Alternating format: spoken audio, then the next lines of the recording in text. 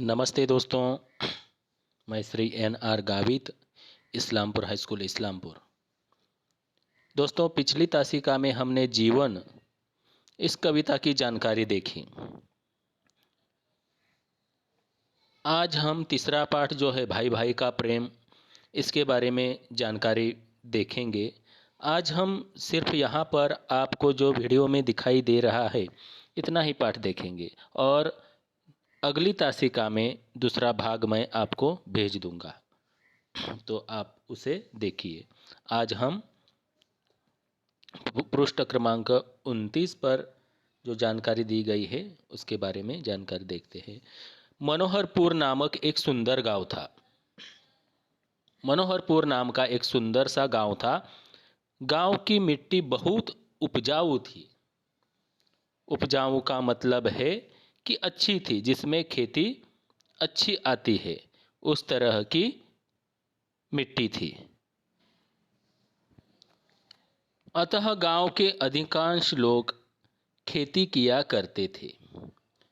गांव के बहुत से लोग, अधिकांश का मतलब है बहुत से लोग खेती किया करते थे।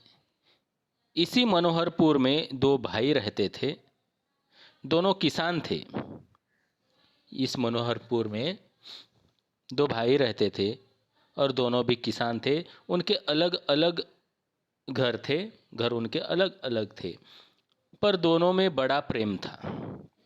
दोस्तों, ये जो भाई थे आपस में खूब प्यार करते थे एक दूसरे को। दोनों भाई हमेशा एक दूसरे की भलाई की बात सोचा करते थे। नहीं तो दोस्तों, हम देखते हैं कि आजकल भाई भाइयों में कितना झगड़ा चलता रहता है, लेकिन ये भाई एक दूसरे की भलाई ही सोचते थे। इस वर्ष पूरे गांव में फसल अच्छी हुई थी। कटाई हो चुकी थी। कटाई यानी पके हुए अनाज के पौधे काटने का काम। तो कटाई हो चुकी थी, अनाज पक गया था और इसलिए अनाज के पौधे काटे गए थे। खलिहान में सबके अनाज के ढेर लगे थे। दोस्तों, यहाँ पर खलिहान का मतलब है ऐसा स्थान जहाँ खेत से काटकर फसल रखी और साफ की जाती है। खेत में जो फसल होती है उसे हम काटते हैं, उसे रखते हैं और वहाँ पर साफ करते हैं और उसके बाद हम घर ले जाते हैं। तो खलिहान का मतलब कि फसल काटकर रखी जाती है और साफ की जाती है। तो खलिहान में सबके अनाज के ढेर लगे थे। एक दिन रात में बड़ा भाई लेटे लेटे सोचने लगा। बड़ा भाई लेटा हुआ था और वह सोच रहा था, मेरे दो बच्चे हैं, वे गृहस्थी में मेरी कुछ न कुछ मदद करते हैं।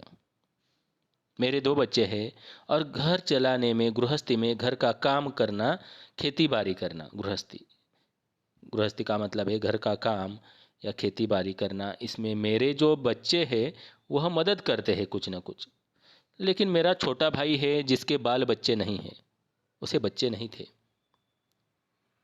और उसे सारा काम अकेले ही संभालना पड़ता है। मुझे अपने बच्चे तो मदद करते हैं, लेकिन वह अकेले ही सारा काम संभालता है और इसलिए मुझे उसकी सहायता करनी चाहिए। सहायता का मतलब है मदद, तो उसकी मुझे मदद करनी चाहिए। यह सोचकर वह उठा और खलिहान में गया। खलिहान का अर्थ मैंने आपको बता दिया है। खलिहान में अपने अनाज के ढेर से उसने 10 गठरी अनाज बांधा। गठरी यानी कपडे में बंधा हुआ सामान। गाठोडे आपण म्हणतो त्याला मराठीत, हिंदी में पोटली कहते हैं, बड़ी पोटली, गाठोडे। तो 10 गठरी अनाज बांधा। उनमें से एक गठरी सिर पर रखकर छोटे भाई के ढेर की ओर बढ़ा। तो छोटे भाई का अनाज का ढेर था, उसकी ओर वह बढ़ रहा था। उसी समय छोटा भाई भी अपने घर में बैठा सोच रहा था, मैं जवान हूँ और जितना चाहे उतना काम कर सकता हूँ। तो दोस्तों यहीं तक हम जानकारी देखते हैं। यहाँ पर आपको नीचे चित्र दिखाई देता है, यहाँ पर भी चित्र इन दोनों भाइयों का दिखाई देता है। आगे क्या होता है इसके बारे में हम अगली तासिका में जानकारी देखेंगे। तो इस वीडियो में हम आधा ही पाठ देखने वाले हैं और भाग 2 में मैं उर्वरित जानकारी दे दूंगा। धन्यवाद।